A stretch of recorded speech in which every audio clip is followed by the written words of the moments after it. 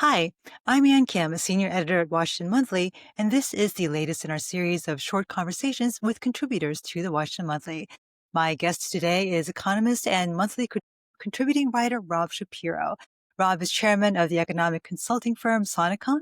He's also a senior fellow at the McDonough School of Business at Georgetown University, a former undersecretary of commerce for President Bill Clinton, and a top advisor to former President Barack Obama. Hey, Rob, great to see you. It's great to be with you. And So, Rob, your piece is titled The Shutdown is Only the First Battle in the War Over Trump's 2026 Budget. What do you mean by that? well, there are two things we need to recognize about this shutdown. One is the economic effects, and the second is the political dynamics around them. The fight over the continuing resolution is kind of what boxing fans call the undercard. It's the fight that precedes the big fight. The big fight is over the budget. The continuing resolution, for example, it doesn't make all the changes that Trump wants in the budget. It continues the existing funding, and the fight has been over one issue, the issue of the Obamacare subsidies. Well, let's imagine that at some point, as I expect, there will be some face-saving small concessions on both sides in order to get past this barrier to passing the continuing resolution. And they will have to because of the economic effects, which we can discuss in a minute. Well, that's a continuing resolution until they get to the budget fight. And the budget fight, in contrast to the continuing resolution fight, will not simply be over Obamacare subsidies. Hmm. It'll be over a host of very unpopular political third rails that are in the Trump budget for 2026. So it includes the tariffs. There will be votes on the tariffs because the tariffs provide revenues for that budget. Mm. There will be votes on the tripling of ICE funding and all of the controversies around the mass arrest and deportation policies that ICE is carrying out and which are also very unpopular. It'll be about the huge cuts to Medicaid, which are also not at question in the continuing resolution, about all the cuts to medical research. And then we get to lots of smaller issues.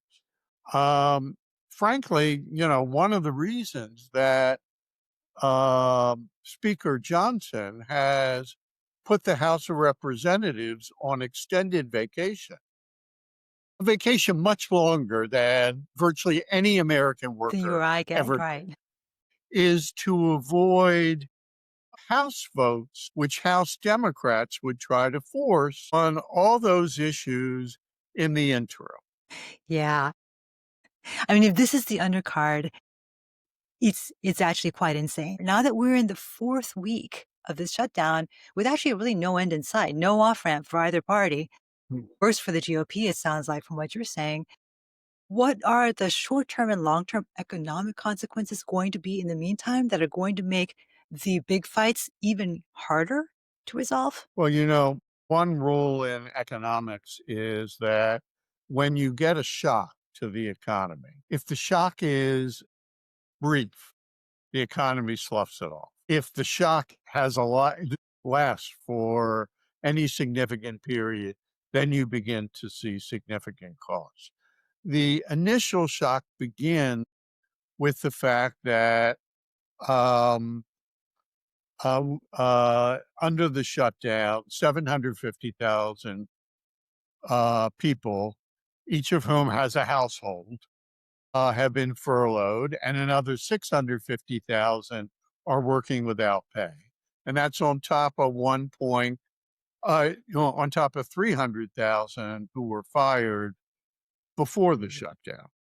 So you're talking here now about 1.4 to 1.7 million households. right? Not just people. Right.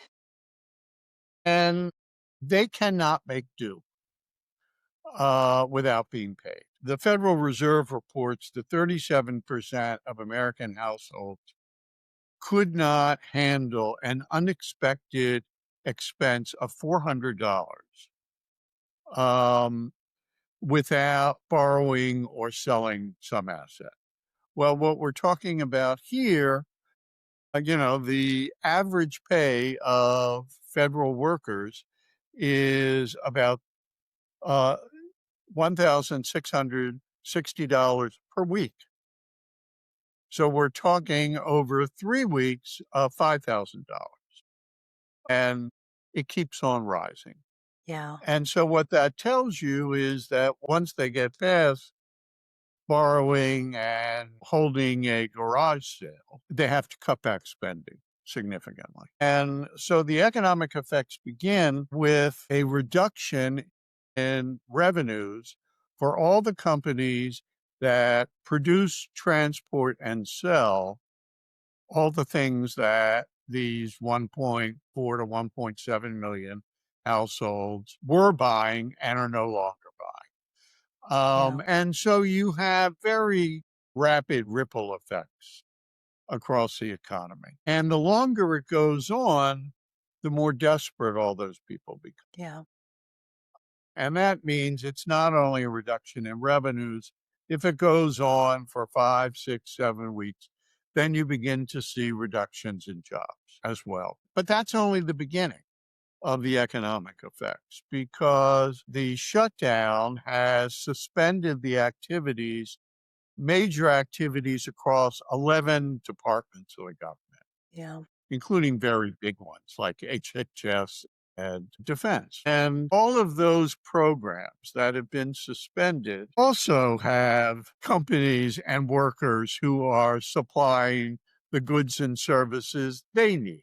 The private gardening services contractors, the people who supply and serve food in the cafes at the national parks.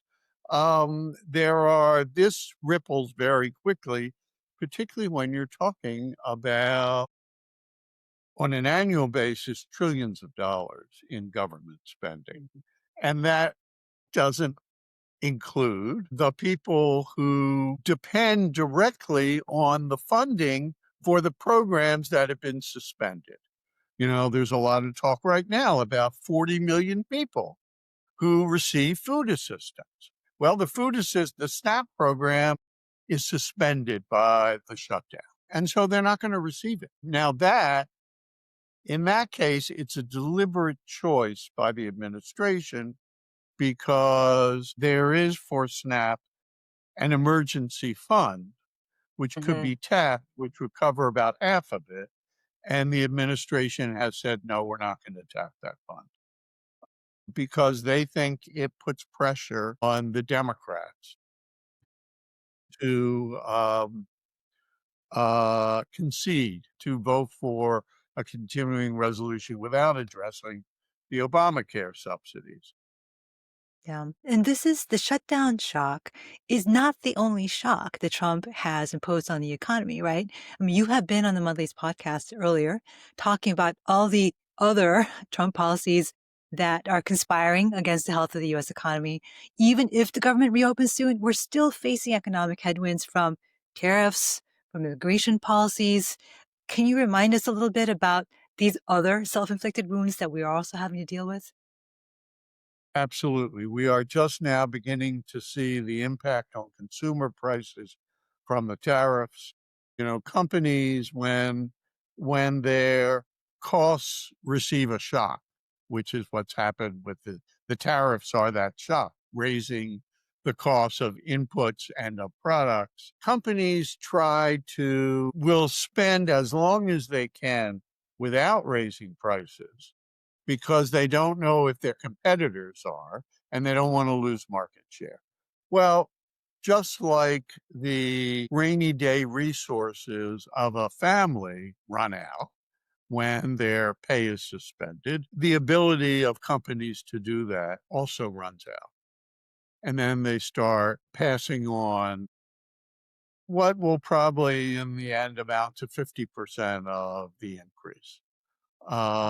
And that's, and all of that affects people's spending. If you're paying 10% more for everything you buy that's imported and some increment more for everything that's produced here with foreign parts, which in goods is about half of all the goods of the country, then you've got less to spend on everything else. Yeah. And so people's spending on everything else goes down.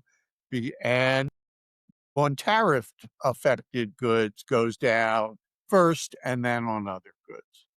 The tariffs have another effect, which is not often talked about, and that is when businesses invest, they invest based on their expectations of what the cost of the inputs will be, the cost to produce the good, whatever it is, or the service, and the demand. And they make those calculations to decide if the investment is sound. And if it is, they go forward with it. Well, one of the things tariffs does is it alters that formula or the result of that formula for all existing investments that rely on goods or services affected by the tariffs. And what that means is that millions of investments go sour. Investments Oh, by business, they start taking losses on. And that means they've got less to invest in the future, in the immediate future.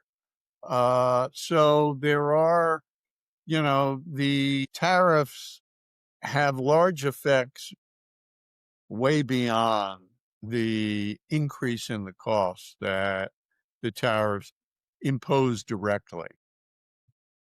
This is why, I sometimes say when people ask me about tariffs, I say, well, look,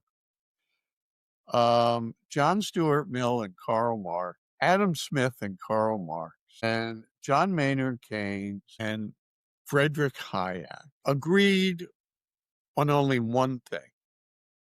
And that one thing was that tariffs were destructive.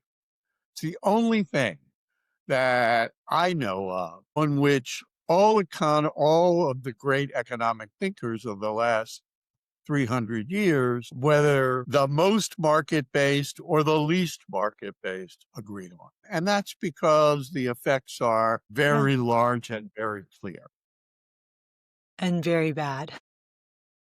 very bad. So, final question for you. Is there anything that the Fed can do to mitigate the damage that's coming? Is there anything that households can do to protect themselves from the storm that's coming? And what's your advice Well, to Congress that ever grows a spine? I'm not sure that there's anything that they will do, but is there right. anything This practical that can is be done? The Fed, as you know, is in a very delicate or ambiguous position. Inflation is rising more slowly than a lot of us expected, but it's rising. Economists are very good about the direction of effects. They're not so good about the timing of those effects. And we can see the economy slowing down, but we can't say when the recession will hit.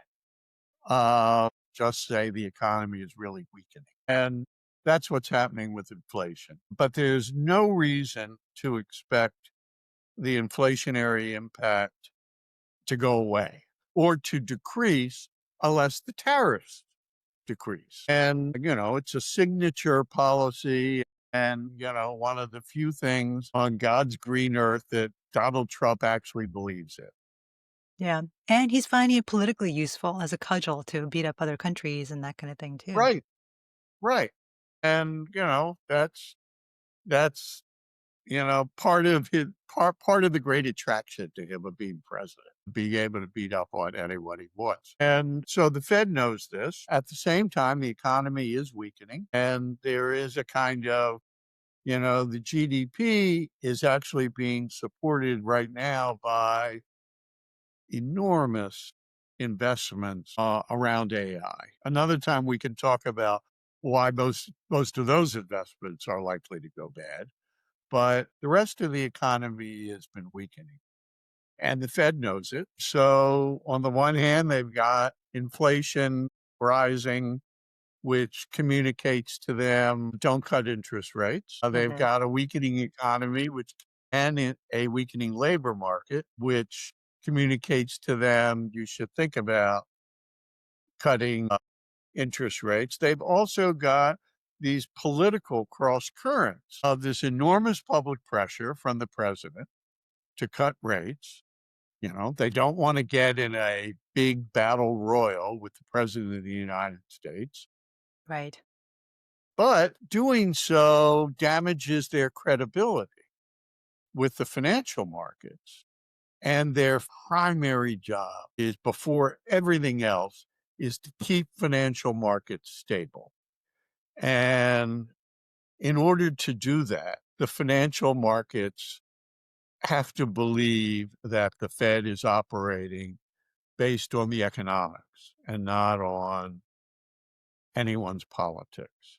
Hmm. So they're in Hmm. a double bind. And I think their resolution will be very, very small cuts. For Americans, for American consumers, I think they need to prepare themselves, their spending, and their their borrowing Mm. for a period in which their incomes will not be rising, Yeah. and a period in which unemployment will be rising. So, but look, there are always business cycles. So, you know, it's unusual to have an administration that governs without reference to the impact of their policies on the business cycle. Yeah. Yeah. I've never seen an administration do this because it's really bad politics. Yeah. Yeah. But, look, the economic problems associated with the Trump administration are not the most serious problems. The economy is large and strong. It'll get through this, even though many people will be damaged in the interim. We don't know if other critical parts of American politics and social culture will survive as well. Yeah. Well, on that bleak note, I've been speaking economist. Yeah, I've been speaking with economist and monthly contributing writer Rob Shapiro. His latest piece is titled "The Shutdown is Only the First Battle in the War Over Trump's 2026 Budget." I'm Ann Kim, senior editor at the Washington Monthly. Thank you for watching. Take care, Rob.